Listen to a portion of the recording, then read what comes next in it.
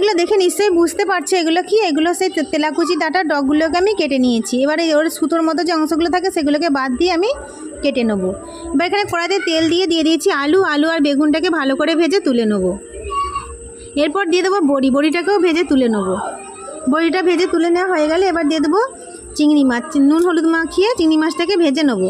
ভেজে তুলে নিয়েছি। এবার কড়াইতে সরষের তেল দিয়ে দিয়েছি 5 ফোড়ন, শুকনো লঙ্কা আর তেজপাতা দিয়ে একটু লালচে হয়ে আসলে দিয়ে দেবো ভেজে রাখা সবজিগুলো। স্বাদ মতো নুন আর হলুদ দিয়ে দিয়েছি তেলাকুচি পাতা, ডাঁটা আর পাতাগুলো। ভালো করে নাড়িয়ে চাড়িয়ে নিতে যতক্ষণ না নরম হয়ে আসছে। এবার দিয়ে দেবো পরিমাণ মতো জল দিয়ে সেদ্ধ করতে বসিয়ে দিতে হবে। দেখো আমার আলুটা সেদ্ধ হয়ে গেছে। এই সময় দিয়ে দেবো আমি সরষে আর জিরে বাটা।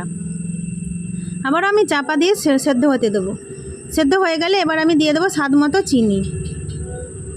দেখো গরম গরম ভাতের সঙ্গে খাওয়ার জন্য তৈরি হয়ে গেছে তেলাকুচি পাতার সবজি।